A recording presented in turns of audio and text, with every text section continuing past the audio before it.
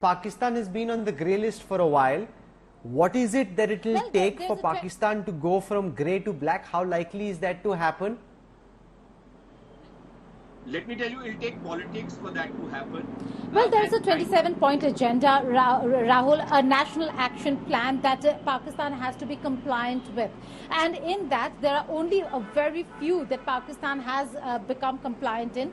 It increased manifold from 4 to about 10 to 12 and then to 16. But 27 is the number that they will have to meet, and they haven't. They've got extensions after extensions. The coronavirus pandemic also played a role over here, because otherwise the entire issue would have been taken up in June, July, and Pakistan would have not been compliant in the time frame that was given to Pakistan. Now we'll have to wait and see what Pakistan really says in September. What are the areas that they're compliant in? We know that there is a lot of role that China would be playing at the FATF, but so is the United States of America, and we are in the room. So there is going to be a lot of negotiations that will take place. As of now, they're on the grey list. We'll have to wait and see whether they'll continue to remain on the grey list or whether if they're going to be on the blacklist. Now, this plenary is going to decide that. If Pakistan is not compliant, then there will be an initiation of process to look into how Pakistan in the next review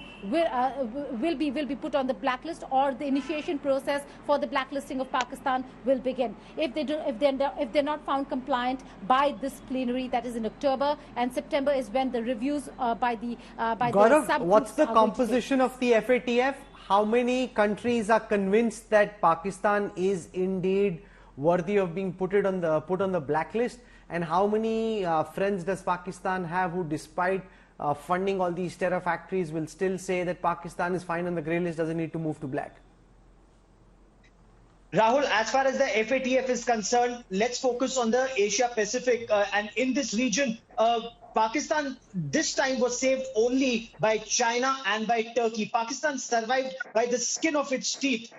Pakistan has been bailed out by Turkey, by China to an extent, by Malaysia, countries that have actually stood by Pakistan, where Pakistan is trying to make the alternate Islamic Ummah. There are many things that are playing at this point of time, because Saudi Arabia, India worked extensively on Saudi Arabia, United States worked on Saudi Arabia, India had worked last time on China extensively, and that is where China survived, that is where Pakistan survived being on the grey list. It wasn't put on the blacklist. But from what we've been told, Rahul, even on the grey list, it's better that Pakistan stays on the grey list, because at least then pressure can be mounted on Pakistan to take some action. If it's on the blacklist, then it becomes like Korea or Iran, and then very little can be done. It becomes an international basket case. So the hope is that Pakistan will take action, and not just this sham action, but real action against Hafiz Saeed. As of now, they're saying that they're seizing his properties, or in the case of Masood Azhar, that they're at least saying that they're locking up such elements. As far as Dawood Ibrahim is concerned, for the benefit of Mona Alam, Dawood Ibrahim's daughter married Javed Miadad's son, and it wasn't Namalum Afrad, but Pakistan Army generals and politicians were present at that wedding in Karachi, and the reception that took place both in Lahore and a party that took place at Islamabad. So the entire world, except perhaps Mona Alam and her friends in ISI, know the real facts about Dawood Ibrahim's presence in Pakistan, Rahul.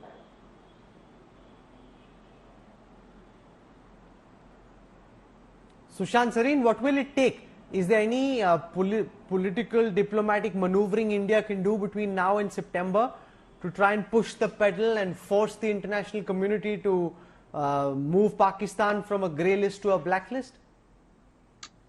Rahul, I think it will be a bit of a tough call at this point in time, because from what I know of the procedures of the FATF, they need merely 3 votes to prevent being pushed into the blacklist.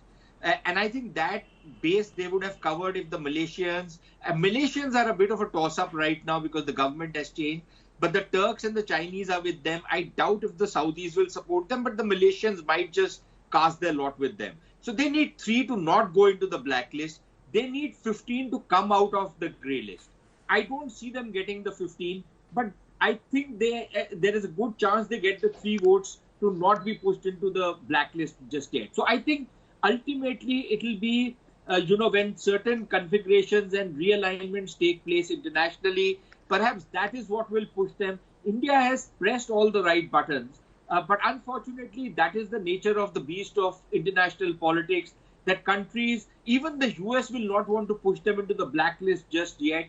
Maybe once the Afghanistan thing is sorted out one way or another, the US might be more inclined to junk Pakistan into the, into the rubbish bin. But at this point in time, they do feel some utility of Pakistan because of their issues in Afghanistan.